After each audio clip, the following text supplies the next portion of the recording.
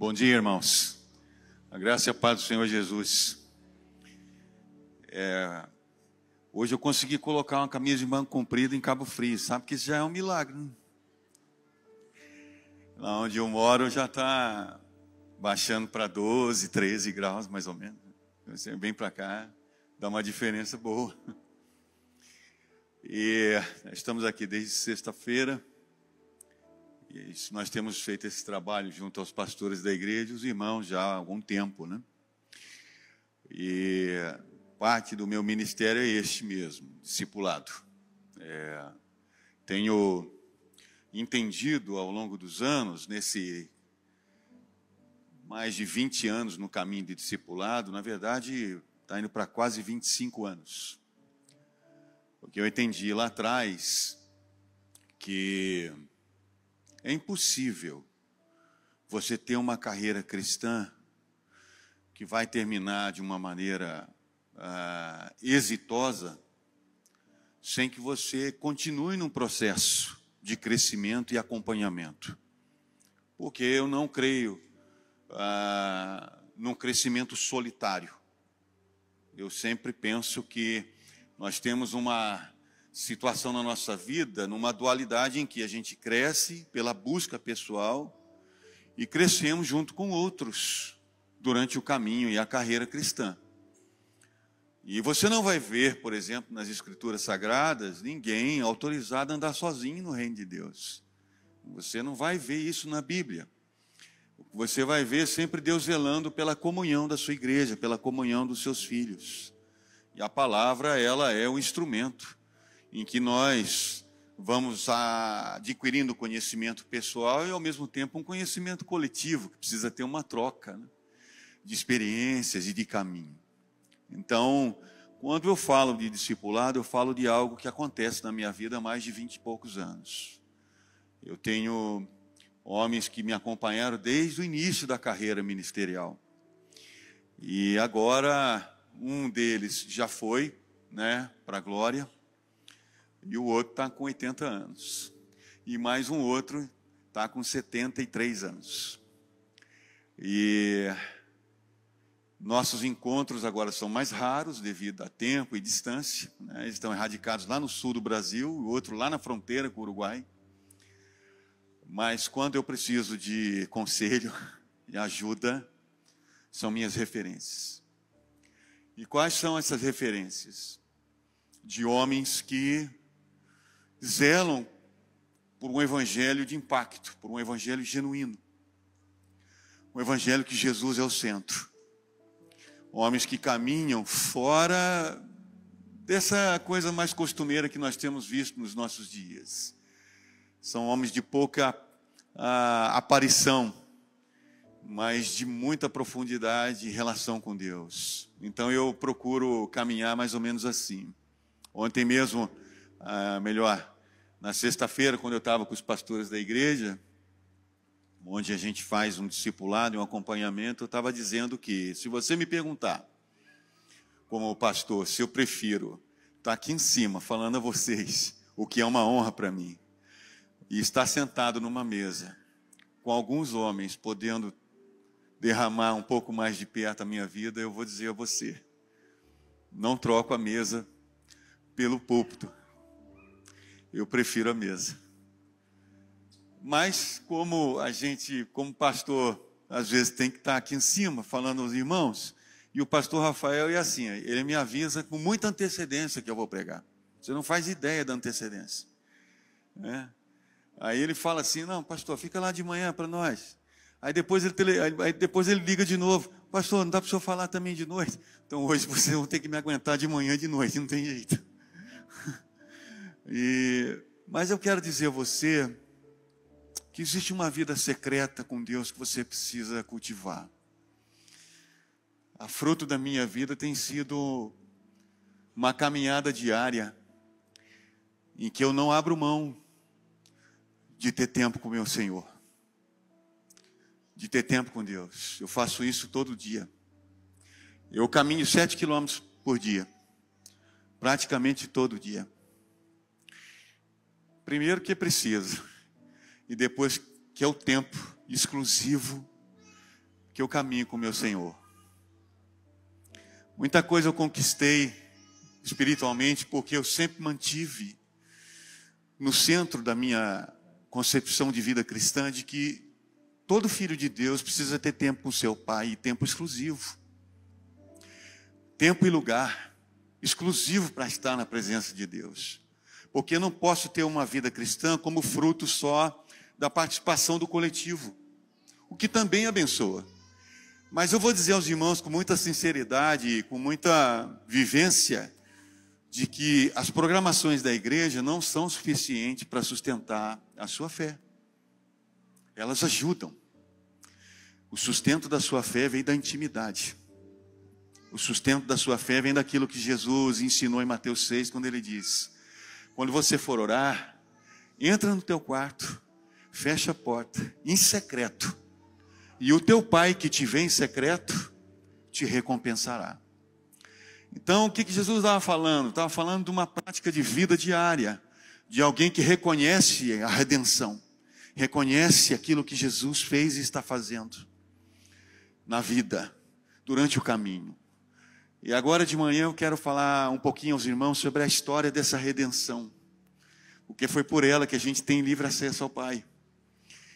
Quero falar um pouquinho desse evangelho que deve manter Jesus no centro de todas as coisas. Deve ser Ele sempre, né? De forma que a Ele toda a honra, toda a glória, toda a hora, todo louvor, toda adoração em todo tempo, em todo lugar. Por que eu estou aqui hoje? Porque um dia Ele me salvou. Por que você está aqui hoje de manhã? Porque um dia Ele entrou na sua história, trazendo mudanças profundas, transformações profundas, processo que às vezes tem um pouco mais de luta, um pouco mais de dificuldade, às vezes fica um pouco mais manso, mas é um processo contínuo. Porque todo mundo foi chamado para crescer. Todo mundo foi chamado para amadurecer no caminho. E a redenção é que causa isso. A redenção que Jesus veio e fez de forma total. Para isso eu quero ler um textinho aos irmãos, um versículo apenas, dessa graça do Senhor, da história da redenção, no Evangelho de João, capítulo 19, verso 30. E quando Jesus tomou, ou melhor, provou o vinagre, disse: está consumado. Inclinando a cabeça, entregou seu espírito. João 19, 30. Está consumado. Eu não sei, talvez você já tenha feito essa conta, mas a história da redenção começa antes da história da civilização. A história da redenção ela é primal, porque a redenção foi desenhada antes da fundação do mundo e não depois. Na verdade, a redenção ela trabalha um pouco ao contrário da nossa concepção lógica de remédio. Por quê? Porque se receita remédio depois que se descobre a doença, não é isso? Mas na redenção não. A redenção veio antes, porque já sabia previamente da doença, do pecado. Então foi algo que Deus planejou antes da gente existir, antes de nós virmos a existência e nos tornarmos gente. Ela vem antes. Para a gente não, hoje, para a gente tomar algum medicamento, precisa ter os exames. Não é assim que a gente faz, que a gente vive? Eu não sei se você é igual a mim, você vai fazer um exame de sangue, quando sai o resultado vem como? Vem lacrado. O que a pessoa fala para você? Pode entregar para o médico. O que a gente faz? Ah, não acredito. Você faz isso também? Aí a gente vê um monte de palavra que a gente não sabe o que quer dizer. Aí vai no Google, falei, não, o que é isso, o que é aquilo, o que é isso, o que é aquilo. Quando chega na cara do médico, o médico fala assim, você já abriu, eu sei, mas deixa eu explicar. E aí quando se identifica alguma coisa, passa o medicamento. Alguns exames talvez um pouco mais minuciosos a gente tem que fazer, né? Depois que o homem passa dos 45 anos, tem alguns exames que são extremamente difíceis para fazer. Mas tem que fazer, né, cara? Vergonha total. Mas tem as mulheres que passam depois de uma certa idade, tem que fazer um exame periodicamente. O que indica isso? Precisa ter prevenção. Sem prevenção, o risco aumenta demais. Não é assim? Eu tenho um médico amigo de muitos anos na minha família, que ele é um dos profissionais muito bem conceituado na região. Ele diz: olha, por que alguns homens morrem? Simplesmente porque não agem preventivamente. Por que algumas mulheres morrem? Porque não agem preventivamente. E tal, e a gente às vezes é desleixado, teimoso. Não é assim que a gente é, e vai deixando a coisa correr. Na história da redenção, Deus não deixou nada correr frouxo. Porque Ele estava de olho na minha vida e na sua vida. Na minha existência, na sua existência. Ele é o médico dos médicos, Senhor dos senhores. Ele é aquele que sabe exatamente o tempo e o modo de agir em toda e qualquer situação. Então Ele programou primeiro. Uma vez, quando pequeno, eu ouvi uma historinha contada assim por uma pessoa, porque eu sou oriundo de uma família já cristã de muitos anos. Minhas avós eram crentes, meus pais, né? Eu sou aquele tipo de garoto que ia na igreja, quando eu tinha lá meus 9, 10, 12 anos, 13 anos, eu ia na igreja voluntariamente pressionado pela minha mãe. É assim que eu ia na igreja, voluntariamente pressionado. Não, você vai na igreja, acabou. E quando eu ficava meio teimoso e não queria ir para a igreja, eu lembro direitinho que meu pai tinha um chinelo franciscano. Você lembra disso, cara? Sabe o que é um chinelo franciscano, irmão? É uma tábua. Entendeu? Era aquilo que a mãe pegava assim, ó. Você podia correr a distância que você quisesse. Ia pegar. Então eu ia para a igreja. Aí eu vi uma historinha dizendo assim. Estava no céu o Pai, o Filho, o Espírito Santo. Aí um dia falou assim: está na hora da gente fazer o ser humano. Vamos construir ele. Nós vamos fazer juntos. Então começa um processo da confecção do homem, da criação. E Deus vai derramar nele todo o seu amor, toda a sua graça, a ponto de dizer: vai ser nossa imagem e semelhança. Vai ser nossa imagem e semelhança. Quando chega um ponto do processo, o Espírito Santo diz: só que tem uma coisa. Ele vai falhar. Ele vai errar. Como é que vamos resolver? Aí o filho diz assim: quando eu tiver de resolver, eu vou entrar na história. E vou tomar o lugar dele. E vou redimi-lo. E vou transformá-lo. Vou trazer à tona ele novamente, a vida. E aí então a história da redenção começa no Jardim do Éden. Melhor, ela continua no Jardim do Éden. Em Gênesis capítulo 3, versículo 21, a Bíblia diz assim: e Deus, olhando a eles, fez para eles peles, roupa de peles de animal, e os cobriu. E a pergunta imediata é: como é que você faz roupa de pele de animal? O que acontece com o animal? Morre. Gênesis capítulo 3, verso 21. Ele morre.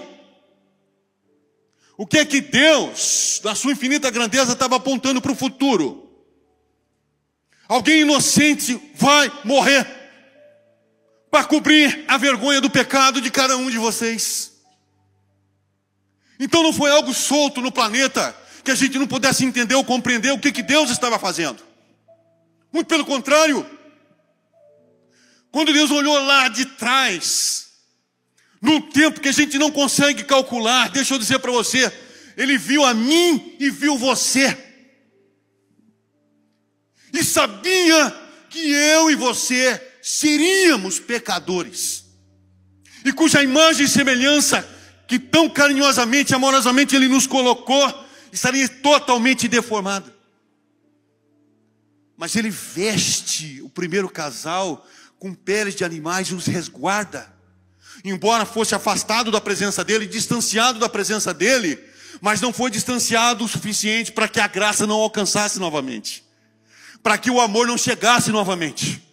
De lá até aqui, nós somos hoje resgatados pelo sangue de Cristo, o Cordeiro de Deus que tira o pecado do mundo.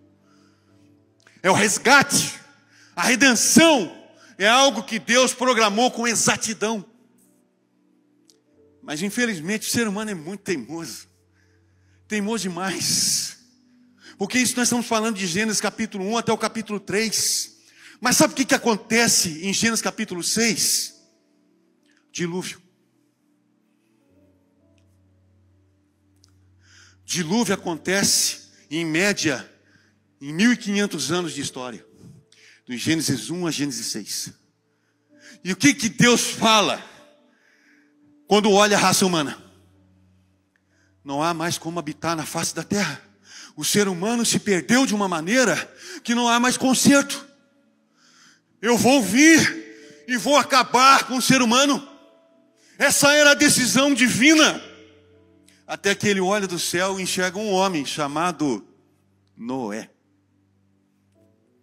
Ah, não, mas espera aí.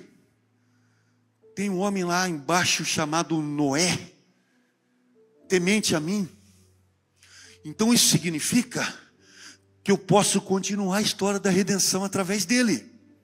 Então eu vou chamá-lo e vou dizer a ele: Noé, constrói uma arca, um barco gigantesco. Eu vou te dar as medidas, eu vou te dar o planejamento, eu vou te dar todas as instruções possíveis. Porque a geração em que você está habitando precisa ser destruída da face da terra. 8 pessoas sobraram. Sabe quantos anos levou para ser construída essa arca? 120 anos. Como é que um homem pode crer durante 120 anos? É por causa da redenção. Como é que um homem pode entrar num projeto que dura 120 anos sem ter sinal de uma tempestade? No meio de uma geração completamente perdida. E eu vou dizer para você a mesma coisa nos dias de hoje.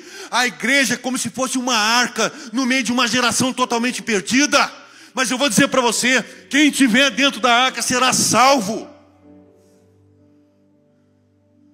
Quem está dentro da arca vai sair salvo. Por isso a minha dica para você é: não saia da igreja. Não saia da arca. E olha que eu vou falar para você, dentro da arca tinha tudo que era tipo de bicho, irmão. Imagina você estar ali pertinho do gambá. Hein? O que você acha? Imagina você estar ali pertinho do elefante. Incomoda não, o elefante incomoda muita gente. Já viu aquela musiquinha?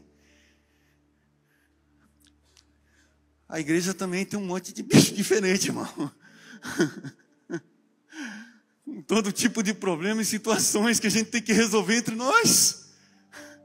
Com tantas questões que nós temos que resolver na convivência como filhos de Deus. Não tem como ser igreja sem compreender que nós estamos em estágios diferentes, com problemas diferentes, com situações diferentes, com dores diferentes, com dores e alegrias e tristezas diferentes, mas nós somos a igreja. A redenção se manifesta hoje no mundo através da igreja. Então você tem que conviver. E olhar para o seu irmão em Cristo Jesus e falar: olha, nós estamos em processo de redenção. Não acabou ainda. Fica firme dentro da arca. Vamos navegar por esse mundão, porque é o seguinte: aquele que nos chamou é fiel para cumprir o que prometeu. Vai nos levar. O Senhor, o capitão da igreja. Por que eu acredito na igreja? Não é porque eu nunca tive decepção. Não é porque tudo funcionou bem durante todos esses anos. Eu posso lhe garantir uma coisa: eu estou dentro do contexto de igreja desde 78. Eu já vi muita coisa. E sabe por que eu continuo crendo na igreja? Porque Jesus é o Senhor e cabeça da igreja. Eu creio na igreja por causa disso. Não é porque ela é boa em algum sentido, não é porque ela tem talento no outro sentido, não é porque ela tem gente assim. Eu creio na igreja, porque o capitão da igreja não perde o leme do navio. Sabe onde está nos conduzindo? Então Noé recebe essa visitação da parte de Deus, fala: não, vou levar. Vamos entrar nessa arca, vamos embora. E chuva, e água, e água, e água, inundação, inundação, inundação. E sobra a família de Noé. O plano da redenção continua. Mas até Noé se perde. Planta uma vinha, faz o vinho e entorna o caldo. Seus 3 filhos, um respeita muito bem o pai, 2 desrespeitam o pai e saem nações diferentes daqueles 3 homens. E a bagunça volta novamente. Aí Deus, na sua infinita misericórdia, vai trabalhando, até que chega num homem chamado Abrão, onde a história da redenção vai então formatar o pai da fé, que chamava Abrão, que significava na língua babilônica pai dos ventos. Tem o nome mudado para Abraão, pai de uma grande nação. Que coisa! Um homem casado com uma mulher estéril, sem chance de ter filhos, aos 75 anos recebe uma promessa. Depois demorou um pouquinho, que ele acharam que estava demorando um pouquinho para a promessa se cumprir, arrumaram um jeito de adiantar a promessa. Ele vai ter um filho com uma escrava. E Deus reprova, embora não abandone nem a escrava e nem o filho, porque Deus é justo. Mas aí ele deixa a história correr. Quando chega aos 100 anos, Deus fala com ele: Abraão, anda na minha presença, ser perfeito, ser tu uma bênção, Abraão. Você quebrou aliança comigo, mas eu não quebrei aliança contigo. Porque quem quebra aliança somos nós. Quem falha somos nós. Quem erra somos nós. Quem peca somos nós. Quem o abandona somos nós. Quem não retribui somos nós. Mas ele continua. Aí ele olha para Abraão e diz: não, Abraão, vamos continuar. Eu tenho uma aliança contigo. Aí vem um camarada com 100 anos, uma mulher com 90 anos e gera um filho chamado Isaque. A redenção vai continuar. A história do povo de Israel então começa no chamado de um homem que habitava em Ur dos Caldeus, na Babilônia, uma terra extremamente pagã. Recebe um chamado de Deus, diz: agora sai da tua terra, do meio da tua parentela, e vai para um lugar que eu vou te mostrar. Larga tudo e vai embora. Aí tem essa saga de Abraão durante toda a história do povo. O povo de Deus começa a se formar. Esse povo depois, mais tarde, vai ser escravo no Egito. Depois, mais tarde, vai ser escravo na Síria. Depois, mais tarde, vai ser escravo na Babilônia. Mas em todo o tempo a gente vê Deus correndo por trás da história, protegendo o seu povo, guardando o seu povo. Quando sai do Egito e caminha pelo deserto 40 anos, sabe o que acontece? Não falta pão, não falta água. As sandálias não se gastam, as roupas não se corroem. E Deus sustentando a vida deles ali o todo o tempo. Deixa eu dizer para você, sabe por que nós estamos vivos hoje? Porque a redenção chegou na nossa vida e Deus está conduzindo a gente por esse deserto chamado mundo.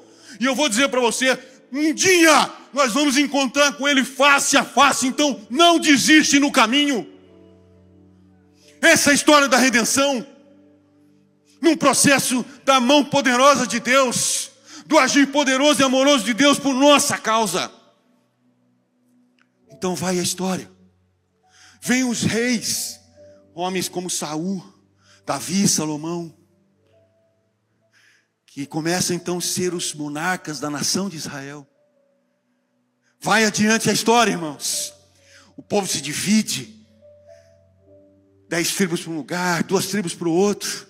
Deus começa a levantar os seus profetas, tanto no reino do sul quanto no reino do norte, profetizando sobre: voltem para mim, voltem para mim. Qual era a mensagem do profeta? A mensagem do profeta era sempre uma mensagem que começava com uma advertência: voltem, voltem para a minha presença, continuem na minha presença.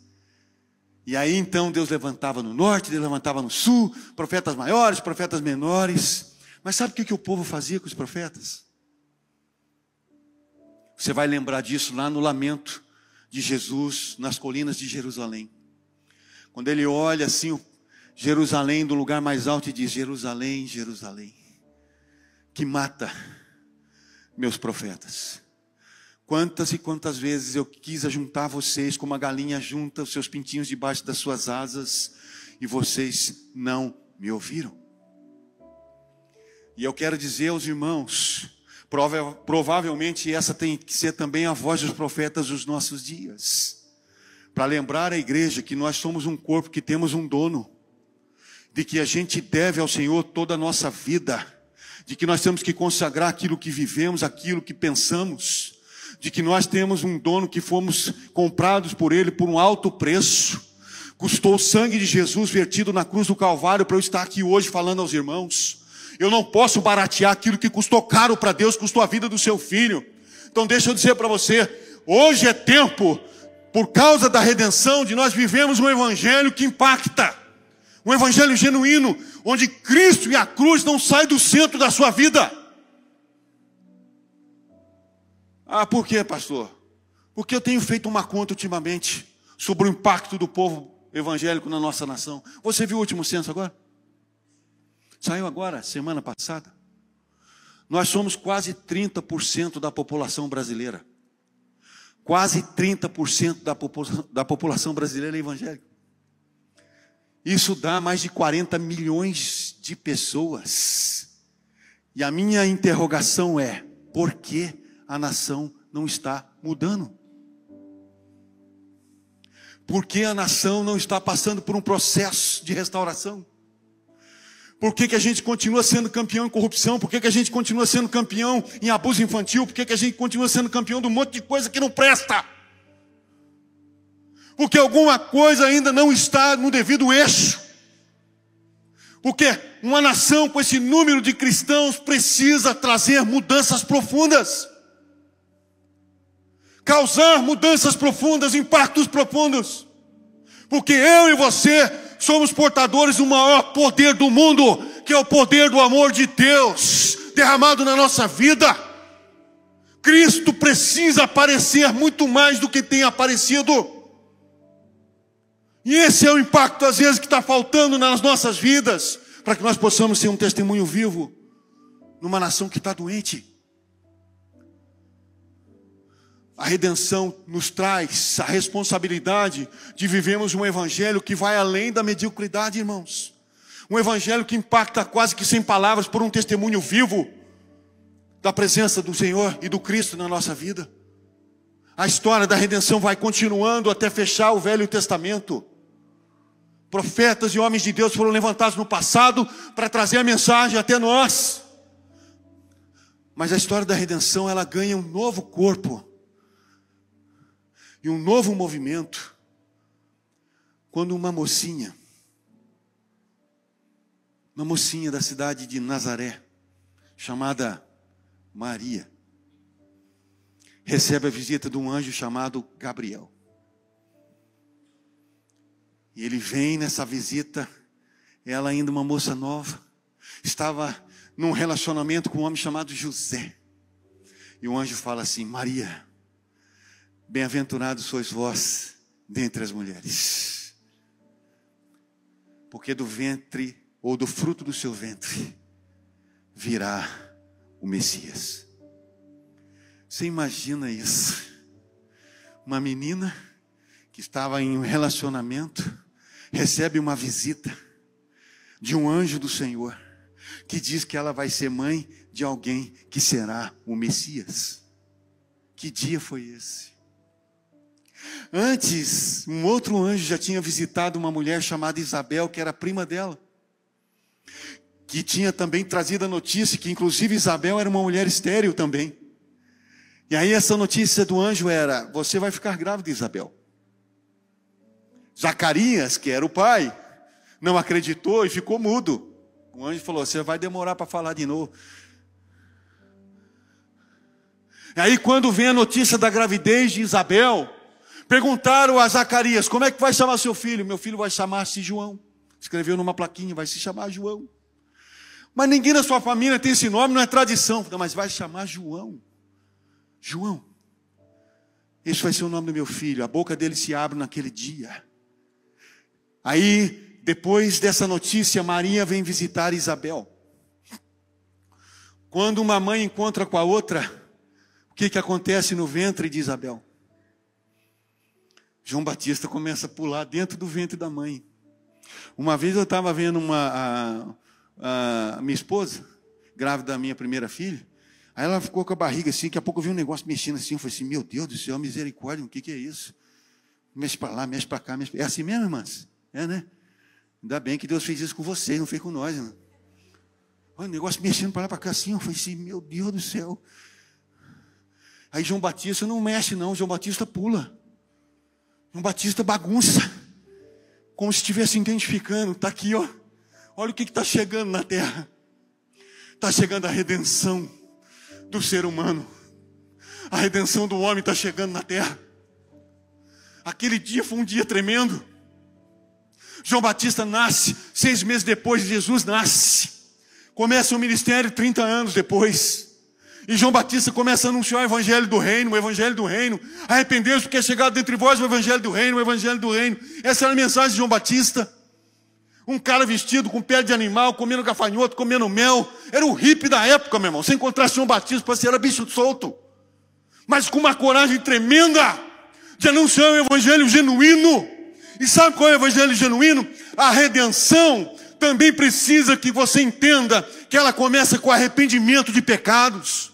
Que ela começa com uma trajetória nova, com o abandono daquilo que não presta, que você faz separação do profano e do santo. Essa é a redenção que muda e transforma a história. É você viver um evangelho que dignifica o nome do Senhor. Um evangelho que testemunha poderosamente da obra na cruz do Calvário. Essa é a redenção. Aí, quando João Batista é abordado por alguns homens, vão dizendo a ele o seguinte: João, olha, eu vou falar uma coisa para você. O pessoal gosta de você, você tem fama, tudo, mas está chegando um aí que parece que está mudando. E João Batista, irmão, o que ele faz? Faz isso, faz isso, faz isso. Fica tranquilo. Vamos lá que eu tenho que batizar algumas pessoas no Rio Jordão. Aí ele vai para batizar alguns no Rio Jordão. Aí aparece um monte de fariseu. Tudo corintiano. Vamos batizar também, né? Aí João Batista olha para eles e diz assim: quem mandou vocês virem batizar aqui? Raça de víbora.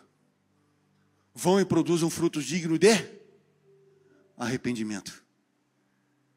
Pode voltar. E ele continuou batizando. Daqui um pouco, ele para tudo. Olha lá para o fundo. Quem está vindo? A redenção. Está vindo. Aí ele para tudo e diz: gente, para. Está vendo quem está vindo lá? É o Cordeiro de Deus que tira o pecado do mundo. Daquele ali, eu não sou digno nem de desamarrar sandálias. E vai continuar mais adiante dizendo assim: sabe o que é importante? Que ele cresça e eu diminua. Isso que é importante, que ele cresça e eu diminua. É o Cordeiro de Deus que tira o pecado do mundo. Aí Jesus chega para se batizar. Aí diz: como é que eu vou fazer isso? Aí ele batiza Jesus para cumprir o rito da lei todinha. Levanta das águas, sabe o que vem sobre ele? Uma pomba, como símbolo do Espírito. Mas não só isso, uma voz do alto dizendo o seguinte: esse é o meu filho amado, em que eu tenho muito prazer. É ele que vai, conforme as profecias de Isaías, tomar lugar de vocês, como o sacrifício mais perfeito do universo. Antigamente, lá no Velho Testamento, o povo tinha que ficar esperando o resultado do sacrifício do sacerdote, do sumo sacerdote. Não era assim? Você vai lembrar, se você passou em escola dominical, essas coisas, você vai lembrar. Como é que era antigamente? Como é que era no Velho Testamento? O sumo sacerdote daquele ano, ele tinha que apresentar o sacrifício, de imolação de um animal num lugar chamado Santo dos Santos, e ele entrava com todo o aparato, com toda a roupa e com uma cinta cheia de sininho e uma corda, porque se o sacrifício não fosse aceito, ele morria lá dentro. Era assim a lei. E do lado de fora do tabernáculo, sabe que tinha todo o povo esperando o resultado. Era assim. E o povo falava: misericórdia, Deus tem que aceitar isso aí, porque se não aceitar, a gente vai ter mais um ano difícil, complicado. Agora você imagina quando o sacerdote saía de dentro do tabernáculo e o povo então via que Deus aceitou o sacrifício. Mais um ano do perdão do Senhor. Acabou. Ele enviou o seu filho. E conforme Hebreus 10, não há mais necessidade de sacrifícios de animais, nem de sangue de animais, porque Jesus veio para ser o sacrifício perfeito. E aí ele vai para a cruz. Na cruz ele derrama a sua vida. Seu sangue é vertido. E aí ele completa a obra na cruz dizendo o seguinte: está consumado. Terminou. Mas antes, uma das coisas mais duras na história é quando ele olha para o alto e diz: Pai, Pai, por que me desamparaste? Porque o Senhor está me deixando sozinho. Não é que ele não sabia o porquê. A teologia clássica que vem do século 8, século 12, sabe o que os teólogos profundos daquela época apontam? Que esta foi a primeira e a última vez na história que a Trindade teve que se separar, para que o Filho pudesse morrer. Mas também foi naquele mesmo minuto que a Trindade voltou a ser uma. Porque quando ele diz: está consumado, a ti entrego o meu espírito, ou seja, a morte veio, eu fui com ela, mas eu estou devolvendo o meu espírito ao Senhor. Ele desce no sábado e prega os espíritos em prisão, toma a chave do inferno da mão do diabo e volta ressurreto.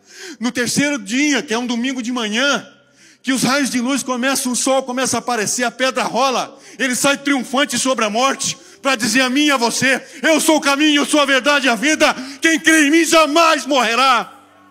Esse é o evangelho da redenção em Cristo Jesus.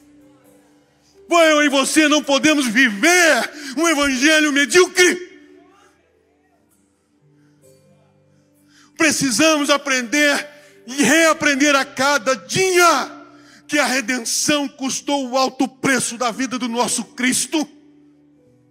E que a ação transformadora do Espírito Santo não para no dia que você se converte, ela vai continuar até o final da sua vida. Mas até o final da vida, pode saber que o grande oleiro vai estar trabalhando. O grande oleiro vai estar trabalhando.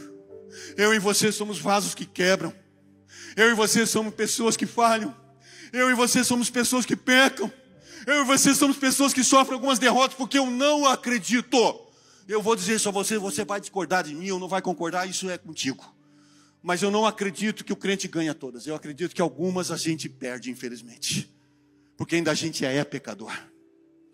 Não é perfeito ainda, não chegou lá ainda. Mas eu vou dizer uma coisa para você. Aquele que conquistou o poder sobre a morte, toda vez que um filho quebra, toda vez que um vaso se arrebenta, toda vez que eu e você pegamos a direção indevida, basta clamar e o oleiro volta a trabalhar. Basta clamar e o oleiro volta a fazer. Basta pedir, ele volta a ouvir. Então eu não fui restaurado uma vez, eu já fui restaurado algumas vezes. Serei restaurado outras vezes, mas deixa eu dizer a você, o oleiro não perde a mão, não perde o tato, não perde o comando. Então, hoje, amanhã, se ainda houver, eu quero dizer a você, a redenção só vai terminar quando aquele que venceu a morte vier nos buscar. E ele virá. Ele virá. Então não há nada nessa terra, como diz o apóstolo Paulo na carta aos Romanos, capítulo 8, que pode nos separar do amor que está em Cristo Jesus, nosso Senhor. Nem morte, nem vida, nem luta, nem problema, nem dificuldade, nem coisa do presente, nem coisa do porvir. Nada pode nos separar do amor de Deus que está em Cristo Jesus, nosso Senhor. Nada! Então eu não sou mais do que vencedor, porque eu conquistei. Eu sou mais do que vencedor nele, porque ele conquistou a vitória sobre tudo e sobre todos. Então, o meu convite a você nessa manhã: viva a redenção da sua vida intensamente. Saiba que isso é o maior privilégio da história de uma vida. Começou lá atrás num jardim, mas também ela vai atravessando e ela acontece dentro de um outro jardim. O primeiro jardim da nossa história, da história da humanidade, foi o jardim do Éden, onde nós erramos. O segundo jardim foi o jardim do Getsemane, aonde ele suou sangue por nossa causa e ele esmagou a cabeça da serpente. A terceira história vai acontecer no jardim, lá na glória, na presença dele, aonde tudo está restaurado, tudo transformado. Então hoje é imprescindível que eu e você venhamos a viver o evangelho que aponta para o Cristo que nos salvou e tem nos mantido. Eu e você temos que viver a vida que testemunhe dessa graça incomparável de um Senhor absoluto, sendo Deus, tornou-se homem, vestiu essa roupa encardida pelo pecado, para que a redenção nos alcançasse. Essa é um pouquinho da história da redenção. Amém? Então era esse recadinho que eu queria deixar para os irmãos. Que Deus abençoe grandemente a sua vida. Que a graça e a misericórdia do Senhor não lhe falte. E aí eu vou poupar um pouquinho, porque 18 horas estou de novo aqui, irmão. Tem misericórdia por mim, tá bom? Deus dá graça. E que Deus abençoe o seu domingo em nome de Jesus.